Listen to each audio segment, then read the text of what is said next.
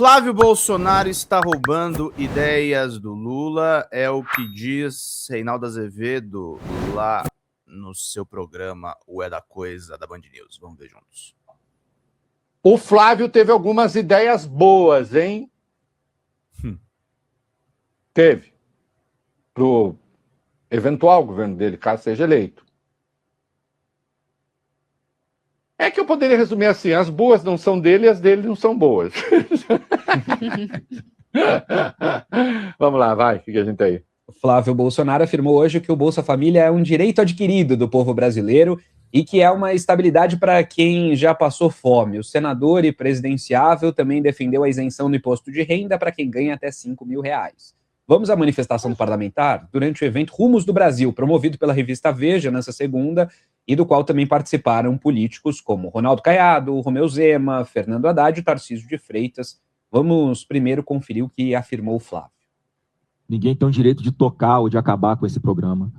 Qualquer país do mundo, ele tem um programa para pessoas de baixa renda que têm dificuldade alimentar. Eu tive recentemente aqui conversando com o pessoal aqui do Pacto contra a Fome. Fiquei muito bem impressionado com o trabalho, né, que uma equipe competente lá faz. Me comprometi com as pautas que não custam caro. A gente consegue fazer um investimento público nas grandes... Flávio está falando naquele evento da Veja, o mesmo que eu mostrei ontem à noite, do Haddad e do Tarcísio de Freitas, tá, gente? Entrar em distribuição de alimentos, para modernizar, para reduzir o desperdício, fazer com que a comida chegue a quem precise. Não tem nenhuma lógica, tanto desperdício, tanta gente passando fome no Brasil. E nos locais onde não é possível essa política de distribuição de alimentos diretamente, tem que ter essa política, como o Bolsa Família. Foi o presidente Bolsonaro que triplicou o valor do Bolsa Família. Era em média R$190. Tinha gente que recebia R$95, R$100. É tudo formidável, inclusive a tentativa de expropriar o programa dos outros, né? Depois a gente vai ver por que ele fez essa defesa, né, desse ponto de vista. E ele também falou sobre isenção do imposto de renda para quem ganha até 5 mil. Vai lá. Sobre a isenção de imposto de renda para quem ganha até R$5.000, Flávio afirmou o seguinte. Eu sou favorável, Maurício, era uma promessa de campanha também do presidente Bolsonaro. A única diferença é que com o Bolsonaro certamente você teria uma compensação de abrir mão dessa receita quando você leva o patamar aí da isenção do imposto de renda para R$5.000. Ou seja, com o Bolsonaro você teria de onde tirar. Vocês percebem uma coisa? O Flávio Bolsonaro não tem ideias originais. O Jair Bolsonaro não tinha ideias originais na presidência da República. Os programas sociais do Lula, se fossem tão nefastos, não teriam sido mantidos por um governo de extrema-direita. No sentido das ideias, Flávio e Jair Bolsonaro roubam as ideias de políticas sociais dos governos Lula, dos governos petistas. Sem precisar aumentar ou criar impostos, né? E o atual governo faz o contrário, ele esfola o público brasileiro, o contribuinte brasileiro com elevadíssima carga tributária para poder, né, cumprir essa promessa de campanha. Então, sou favorável. Agora, um governo que, por exemplo, regulamentou as bets. Um governo que regulamenta as bets para deixar o povo ainda mais endividado. O governo Lula enrolou. Esse rapaz tem uma cara de pau. Era ele que estava com o Shadow Adelson, um dos magnatas dos cassinos da era Trump, falecido já recentemente, quando as bets entraram no Brasil. Ele viajou para Los Angeles com o senador Irajá. O Flávio Bolsonaro fala como se ele não tivesse nenhuma culpa, como se ele não tivesse feito nenhum lobby pelas apostas no Senado Federal. Ele é um boneco do pai dele. E um boneco falsificado. O Flávio Bolsonaro não vale um tostão. O Flávio Bolsonaro como candidato e nada é a mesma coisa. Ele é o candidato para perder e para vitimizar a família Bolsonaro. Bom dia, Pedro. Me diga uma coisa, caso Flávio vença as eleições, será o novo Jânio Quadros? Eu não acho que ele vai ganhar a eleição. Ele está sendo colocado para não ganhar a eleição.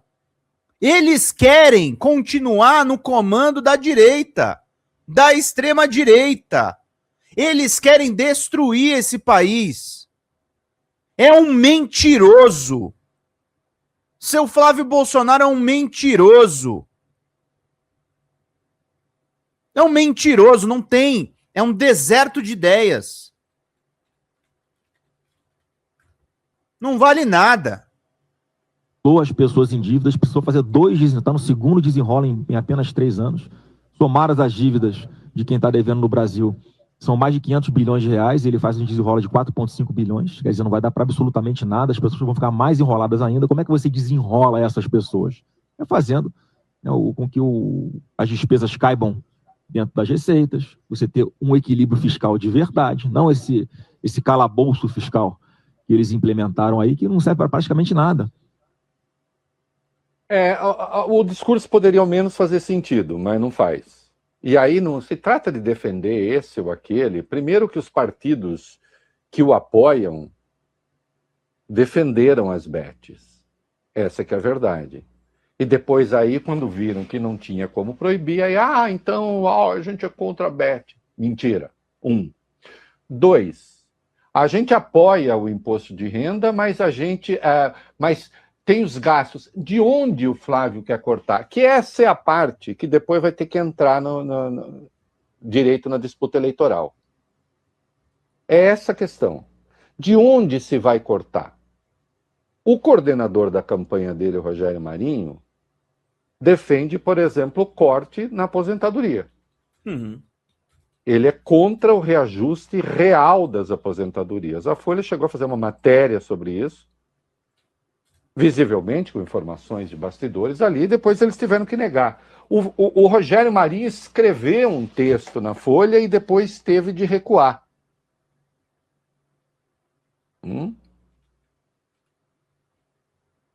Então, a gente é a favor do Bolsa Família, a gente é a favor da isenção do imposto de renda. Agora, atenção, a oposição a que ele pertence, o PL, tem matéria, tem imagem aí.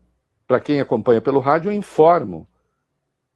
O PL era contra, chamou de populista. Tarcísio de Freitas, então presidenciável, também se posicionou contra a isenção do imposto de renda. Outra, em verdade, e é uma questão de verdade, qual foi o aumento de tributação imposto pelo governo Lula? Isso é mentira. O que o governo tributou foram os fundos exclusivos e as offshores. Isso é aumento de carga tributária? Não, é objetiva a pergunta.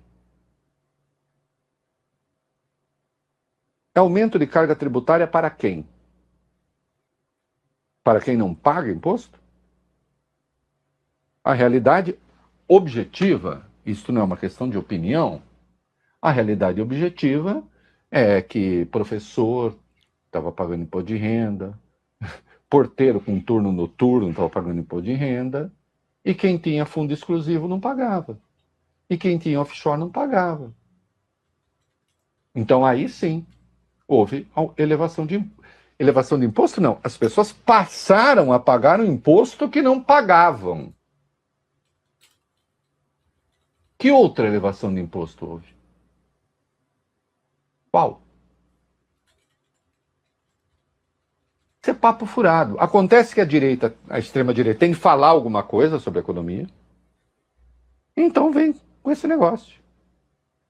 Ou então ver o Brasil à beira do abismo. Escrevi nesse fim de semana um artigo a respeito, inclusive a partir de um editorial glorioso do Globo. O Brasil na bancarrota, parecia. Foi o tema da nossa live de ontem. A véspera de 64, ou então o dia 1º de abril de 64, um editorial que apoiava o golpe. Que é sempre assim, é sempre fácil ver o caos, e se o Brasil está no caos, então temos de fazer algo contra o caos. Ou agora está no caos e a gente não faz nada, Isa? Ora! Se está levando para o caos, temos de fazer alguma coisa. O caos é sempre um artigo em política que rende bastante. Porque quando tem o caos, tem que ter uma medida de força. Ora, Como era aquele editorial do 1º de abril de 64 do Globo apoiando o golpe? Eu transcrevo um trecho dele no meu artigo. E eu digo ali, é a versão moderna do complexo de vira-lata do Nelson Rodrigues. Nelson Rodrigues, 31 de maio de 1958, véspera do embarque, último texto dele antes da seleção ir para a Suécia, ele falou desse negócio que tinha no Brasil. Não vai dar certo, vai perder e tal. Ele falou, esse pessimismo, na verdade, é um pouco de medo do otimismo, para tentar não se frustrar. E aí ele falava, ele aludiu a um jogo que o Brasil fez, um amistoso em 1956 contra a Inglaterra, em Wembley. E ele fala que o Brasil entrou ganindo em campo, com medo, como ele brinca, né, Nelson Rodrigues, os sardentos ingleses, já com complexo de inferioridade ali.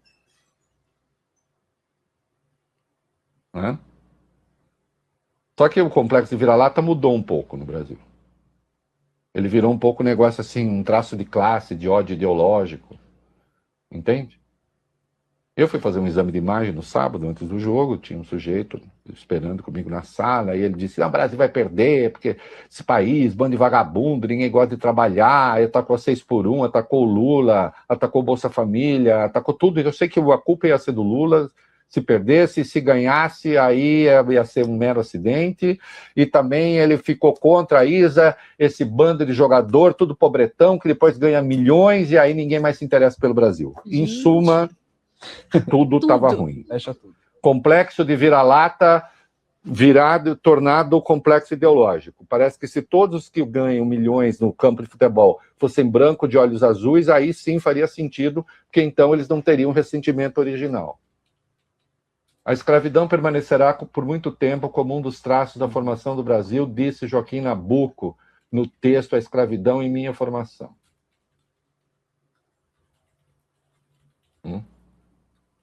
Nossa, quanta coisa nesse comentário, hein? O Flávio teve algumas ideias boas, hein? Mas as boas ideias não são dele, são do Lula. Eles são assaltantes das ideias, tá, gente? Eles são carrascos das boas ideias no Brasil. O Flávio Bolsonaro é a encarnação do vira-lata do Nelson Rodrigues, que o Reinaldo brilhantemente recuperou até num contexto de Copa do Mundo. Que eu confesso para vocês, eu tô bastante cético com essa seleção. Mas é importante a gente não ser vira-lata, é importante a gente amar essa terra. É importante a gente amar esse país. O país mais relevante da América do Sul. É importante a gente não ser lambibotas, lambisporas, como diz o João César de Castro Rocha, dos americanos.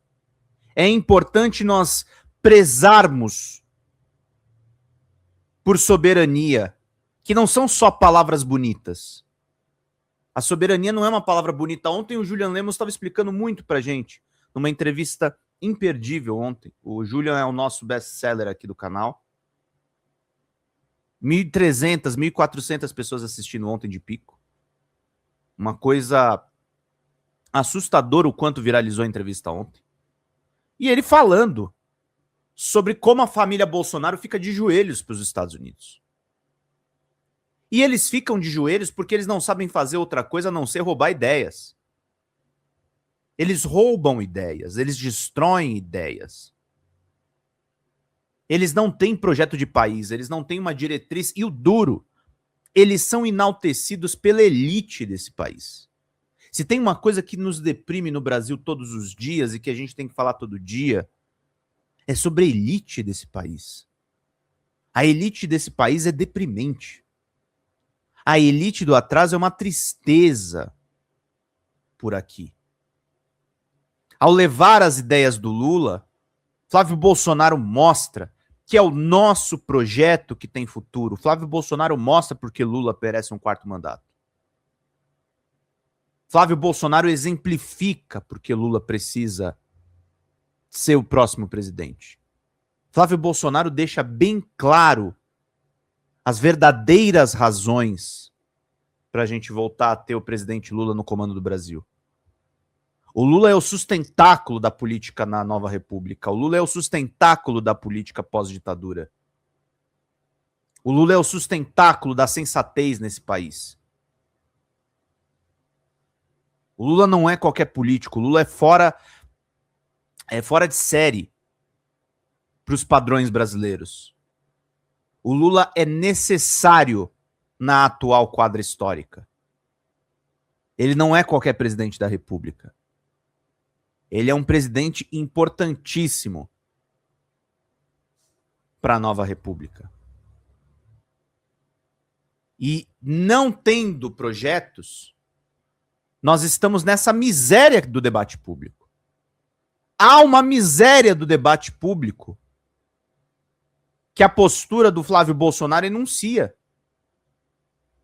Há uma miséria do debate público quando nós temos um candidato competitivo que não tem ideias originais, que é inspirado pelo seu pai preso, que é uma figura patética, talvez a pior figura que apareceu na história nacional.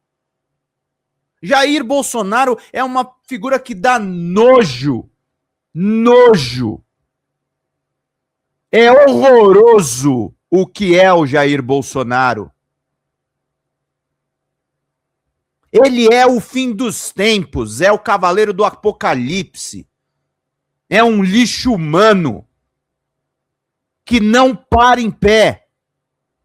Jair Bolsonaro não para em pé.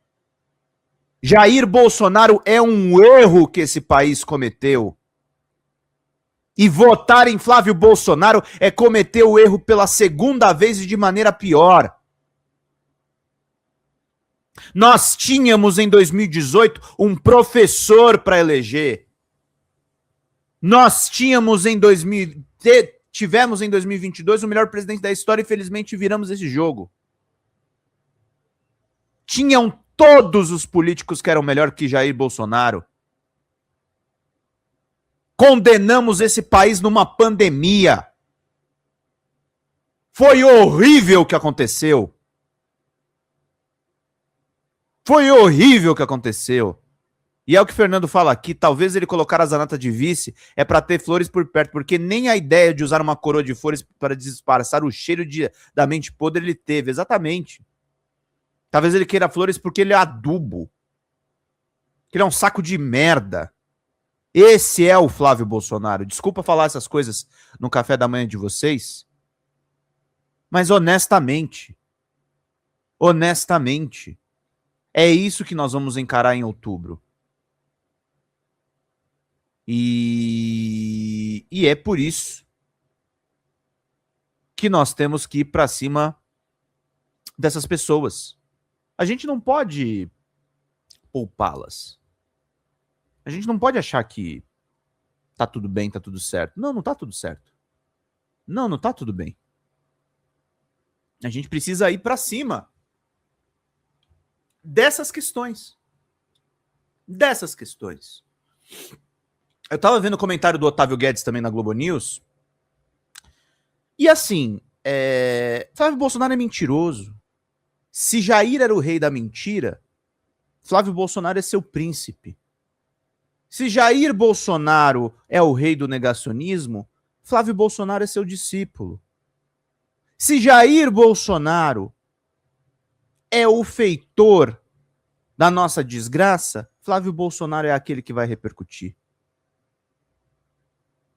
Flávio Bolsonaro é um câncer que não pode prosperar. Ele tem que ser extirpado, ele tem que ser expulso, ele tem que ser preso quando acabar as eleições. E ele vai se vitimizar e a luta política vai continuar.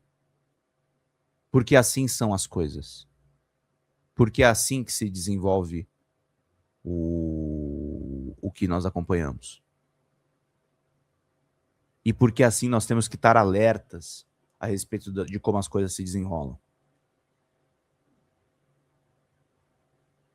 Tá?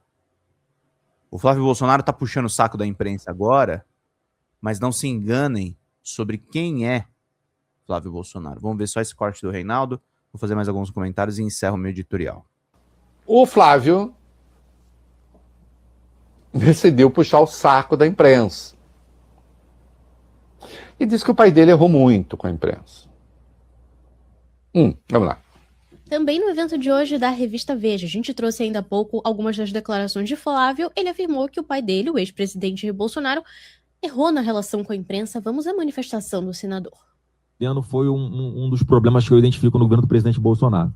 O relacionamento com a imprensa, o preconceito, muitas vezes, de quem estava gerindo o orçamento para a publicidade, com relação a alguns veículos de comunicação. Você pretende mudar isso? Isso vai ser, obviamente, isso tem que ser mudado radicalmente. É um aprendizado de uma coisa que eu acho que foi feita errada, que a gente não precisa repetir o erro, pode fazer muito melhor, e assim será num possível governo meu.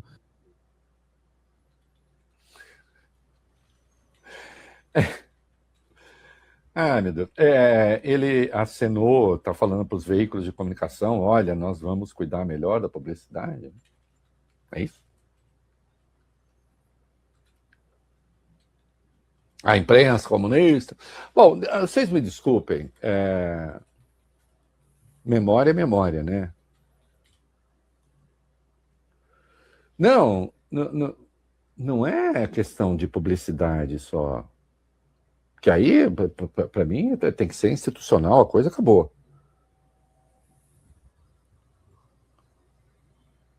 Eu preciso lembrar como a imprensa era tratada. Primeiro, que os jornalistas eram colocados num cercadinho, o presidente se cercava, aí sim, dos seus seguidores para hostilizar jornalistas, que praticamente eram impedidos de fazer pergunta, e quando faziam perguntas, eram xingados.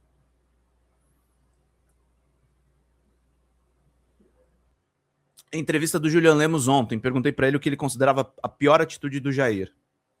Ele me disse a respeito dos cercadinhos, que nós da imprensa, todos nós da imprensa, éramos hostilizados. Não é só erro. É método. E eu vou colocar aqui uma sequência de Bolsonaro tratando a imprensa, mas depois eu quero lembrar o que fez Eduardo Bolsonaro agora, há alguns dias. Primeiro, memória. Vai, fala, Bolsonaro. O que você pensa? Ela queria um furo. Ela queria dar um furo. Falando da Patrícia Campos Melo, tá? Nossa colega.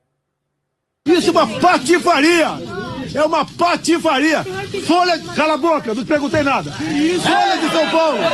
Folha de São Paulo! Um jornal patife e mentiroso! O senhor pediu... Tá saindo, cala a boca! Cala a boca! Primeiro, você da Folha de São Paulo tem que entrar de novo numa faculdade que presta e fazer um bom jornalismo. Esse da Folha tem que fazer. E não contratar qualquer um para ser jornalista. Para ficar semendo a discórdia e ouvindo perguntando besteira por aí. Esse jornalismo que vocês fazem, jornalismo podre, canalha. Vocês não prestam.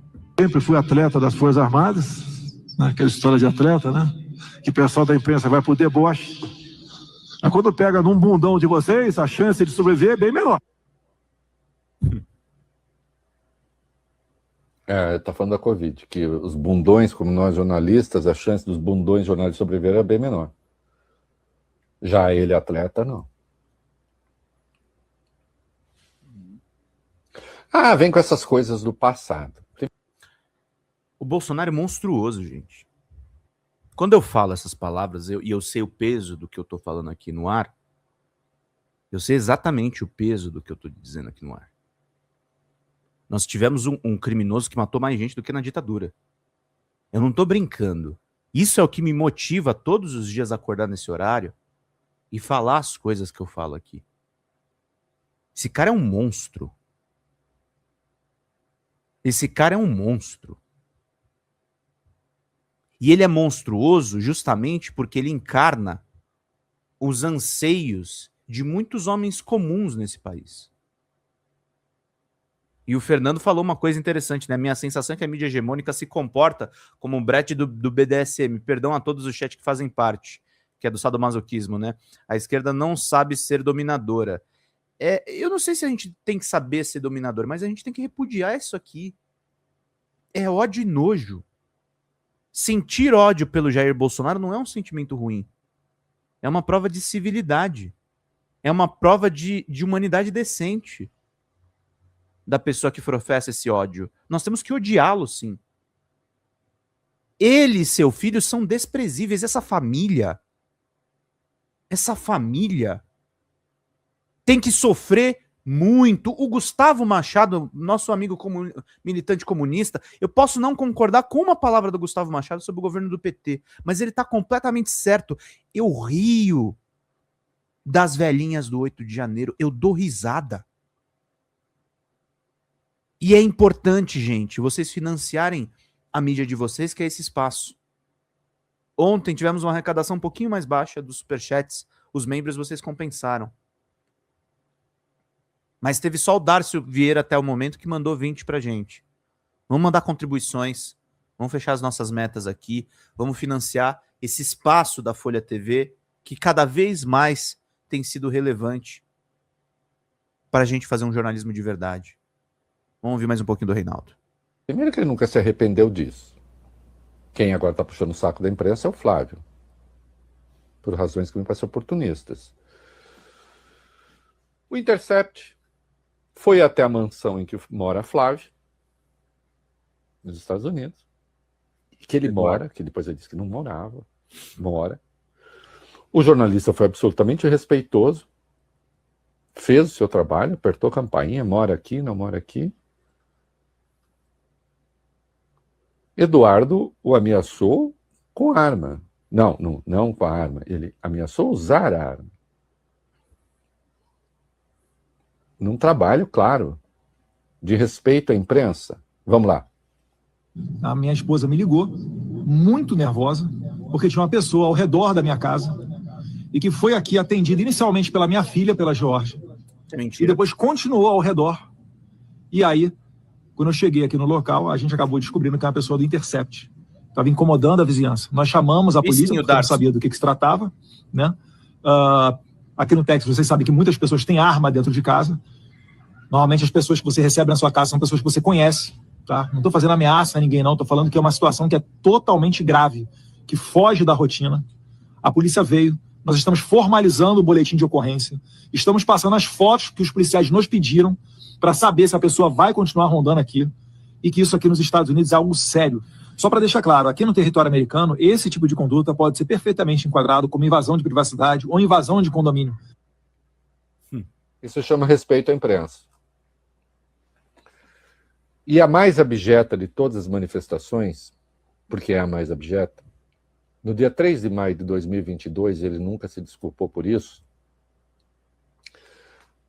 foi outro dia, 2022, a Miriam Leitão fez uma crítica ao governo. Ele repostou a crítica da Miriam Leitão, botou junto a imagem de uma cobra e qualquer coisa como com pena da cobra. Põe a imagem aí. Quem não entendeu, quem não tinha referência histórica, podia achar, tá chamando a jornalista de uma cobra venenosa. Não.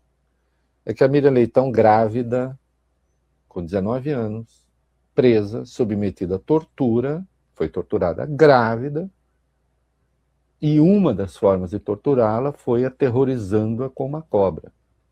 Uma jiboia. Ameaçando-a com uma cobra. Grávida.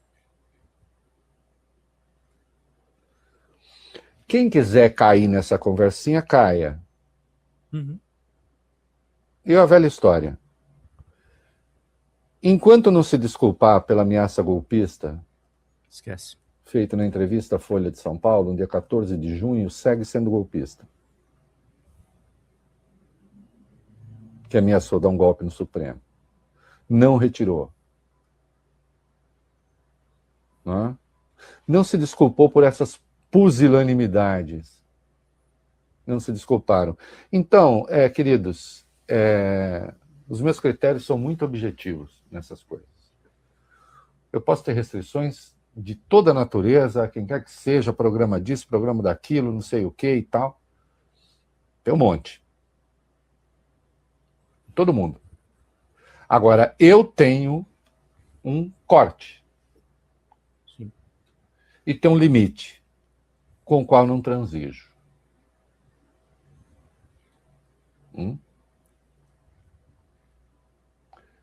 Que isso, volta e meia, vem, porque era tão crítico do PT e tal. Não. Continuo crítico de um monte de coisa e quando eu achar que tem que criticar, eu critico. Agora, não me peçam para ultrapassar essa linha, que eu não vou ultrapassar. Sim. De jeito nenhum. A disputa continua a ser democracia versus não democracia. No campo da democracia, vamos quebrar o pau. Ora. Mas até que não se revejam essas posições, eu nem acho aceitável que exista um candidato que tenha ameaçado o Supremo. Na minha república... Flávio Bolsonaro estaria expulso. Opa. Ô saco. Eu acho que eu cortei o Reinaldo para que é um sinal que o editorial já foi. Mas é isso, gente. O Bolsonaro não tem que ser candidato. A família Bolsonaro não deveria ter direitos políticos. Eles atentam contra a democracia. Eles roubam as ideias do Lula. O Brasil, mais do que nunca, precisa de pessoas e precisa de ideias e precisa do seu apoio aqui para a gente continuar fazendo essa live. Fala galera da Folha TV, não se esquece de se inscrever aqui no nosso canal para assistir programas como Folha Notícias Manhã, Folha Notícias Noite, o nosso Folha Entrevista e o nosso Barzinho das Meninas. Muitas coisas bacanas a gente acompanha por aqui e a gente precisa muito, muito do apoio de vocês para nosso trabalho jornalístico, investigativo, de curadoria de conteúdo, com vocês ajudando no nosso Pix, folhademocrata@gmail.com, ou mandando superchats, valeu demais, e os recursos financeiros, tornando-se membro do nosso canal, no nosso curso de jornalismo básico, para você ficar muito bem informado a respeito de tudo. Queridos e queridas, muito obrigado pela presença de todos vocês, vida longa e próspera. Cuidem-se, cuidem dos seus, e não esquece de se inscrever aqui na Folha TV. Até mais!